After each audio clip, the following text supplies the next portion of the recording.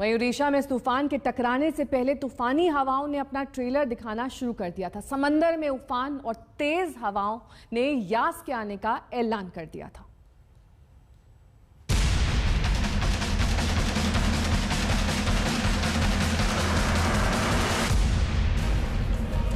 ओडिशा के बालासोर में सुबह से समंदर की लहरें उफान मार रही थी। समंदर का पानी घरों से लेकर तट के किनारे बसी जगहों पर चोट कर रहा था। तूफान धीरे धीरे बालासोर की तरफ बढ़ता चला रहा था और उधर समंदर का पानी उबाल मार रहा था। हमारी सहयोगी कमलजीत संधू भी यहाँ समंदर के किनारे मौजूद थी और उनका कैमरा लगातार तूफान के पहले के उफान को कैद करता रहा। तेज हवाएं चल रही हैं, 140 किलोमीटर प्रति घंटे के हिसाब से ये हवाएं हैं और टाइडल वेव्स है अब 10 फीट ऊंची है, तो हवा का जो रुख है वो काफी तेज हो चुका है, रफ्तार हो चुका है। आपको बता दें यहाँ पे अगर हम आपको दूसरी तरफ दिखाएं, आपको दिखाने की कोशिश कर रहे हैं। यहाँ पे देखिए जिस तरह से टिन रूफ है ये उड़ रही है। कुछ लोग बाहर आए हैं इस तरफ देखने के लिए जो आसपास के लोग हैं, और उससे पहले आपको बता दें पानी भर चुका है। नीचे की तरफ भी ये पानी की जो लपटें हैं, जो लहरें हैं वो ऊंची ऊंची आ रही हैं। साइक्लोन यास ने अपनी दस्तक दे दी। आप देखिए पानी ऊपर तक आ रहा है, 10 फीट ऊपर तक आ रहा है पानी। तो खतरे की घंटी बज चुकी है। लोगों को एहतियात के तौर पे पीछे जाने के लिए बोला है। ओडिशा के धामरा में टकराने से पहले तूफान का ट्रेलर इन तस्वीरों में देखा जा सकता है। समंदर की बेकाबू लहरों के बीच एनडीआरएफ ने मोर्चा संभाल रखा था, लेकिन बेकाबू पानी देखते देखते घरों तक में घुस गया। ओडिशा तट के धामरा पोस्ट पर पहले चोट और फिर तूफान आगे बढ़ते हुए उत्तर ओडिशा और पश्चिम बंगाल के तटों को पारादीप और सागर द्वीपों के बीच पार करेगा। इस दौरान तूफान की गति बेहद खतरनाक बनी रहेगी। जिन जगहों पर तूफान का खासा असर पड़ने वाला है वो है ओडिशा, पश्चिम बंगाल, साथ ही आंध्र प्रदेश, तमिलनाडु और पुडुचेरी। मौसम विभाग के मुताबिक बिहार और झारखंड में भारी बारिश की आशंका है। जो हमारा उड़ीसा जो है, उत्तर उड़ीसा और उत्तर कोस्टल उड़ीसा, वो हैवी रेनफॉल, स्ट्रॉन्ग विंड जारी है। लेकिन ये जो सिस्टम है ना, ये धीरे धीरे जो है झारखंड में प्रवेश करेगा। तो इसीलिए झारखंड जो है आज नाइट से स्ट्रॉन्ग विंड जो है 80 से 100 किलोमीटर, इवन हमारा जो आभ्यंतरीण जो अंदर इलाका है उड़ीसा झारखंड से लगा हुआ है, वो भी यही वेदर होगा, सीवियर वेदर। वैज्ञानिकों ने यास को वेरी सीवियर साइक्लोनिक स्टॉर्म की कैटेगरी में रखा है। ये अलर्ट बालासोर में समंदर की इस ताकत से देखा जा सकता है और अगले 2 दिन तक भारी बारिश कई राज्यों में बताएगी कि यास कितना ताकतवर है।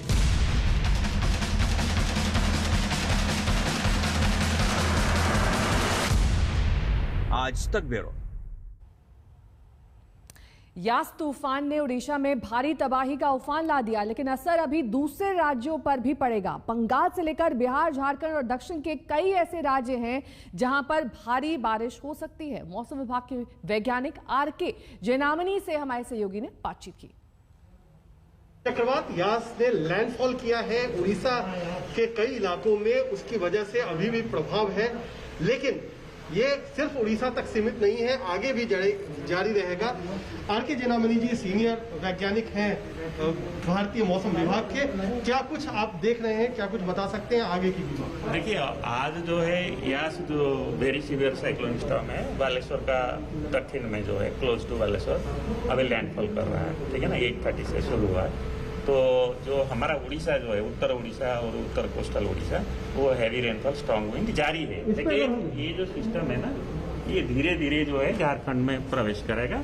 तो इसीलिए झारखंड जो है आज नाइट से स्ट्रॉन्ग विंड जो है 80 से 100 किलोमीटर, इवन हमारा जो आभ्यंतरीण जो अंदर इलाका है उड़ीसा झारखंड से लगा हुआ है, वो भी यही वेदर होगा, सीवियर वेदर। अभी आज इवनिंग या नाइट से कल इवनिंग तक झारखंड में हम लोग रेड कलर वार्निंग जारी किया है आज और कल के लिए। और रेनफॉल 20 से 30 सेंटीमीटर रहेगा झारखंड में, 1 या 2 जगह पर, रांची, जमशेदपुर।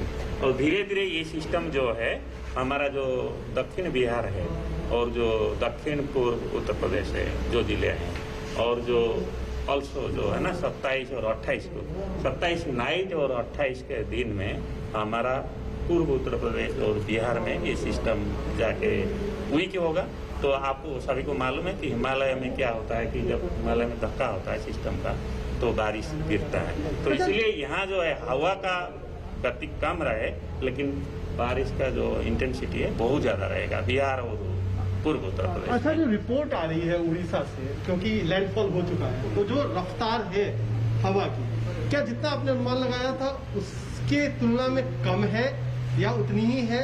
और दूसरी बात, बारिश क्या ज्यादा, बारिश का असर ज्यादा है हवा की से के बनिस्बत?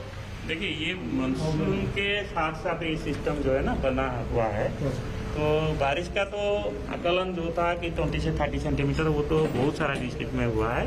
अभी हवा का जैसे आपको मालूम होगा कि साइक्लोन में क्या होता है ना कि जो विंड स्पीड है, वो जो रिकॉर्डिंग स्टेशन है, अभी हमारे पास डाटा आया नहीं है, लेकिन अभी तक जो आया है 80 से 100 किलोमीटर तक गया है स्पीड।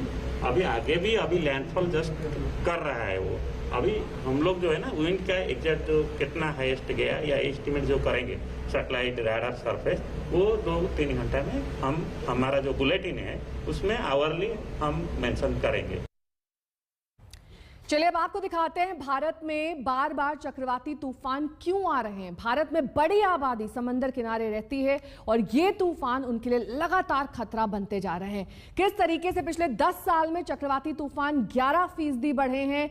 बड़ी संख्या में चक्रवाती तूफान पश्चिम बंगाल और ओडिशा को प्रभावित करते हैं और इस बार भी यास की तरफ से ऐसा ही देखा जा रहा है। जब से यास ने यहां पर अपना प्रभाव छोड़ा है, वहां पर लगातार बारिश और तेज हवाओं ने कई सारे लोगों को विस्थापित कर दिया है। तूफान में हवा की औसतन रफ्तार 120 किलोमीटर प्रति घंटा होती है या फिर उससे ज्यादा, जैसा कि यास तूफान में भी देखा जा रहा है। तो बंगाल की खाड़ी इसका ओरिजिन है, यहां से ही यास तूफान उठा है और अब आगे की ओर यानी कि उत्तर पश्चिम की ओर ये तूफान बढ़ने वाला है। तो भारत में बार बार तूफान, अम्फान तूफान हमने देखा था पिछले साल, इस साल हम यास तूफान देख रहे हैं। तो ये कहा जा रहा है कि समंदर का तापमान बढ़ने से और साथ ही सतह ज्यादा गर्म होने से इस तरह के तूफान आते रहते हैं। बहरहाल रुकेंगे एक छोटे से ब्रेक के लिए, फौरन होंगे हाजिर, देखते रहिए आज तक।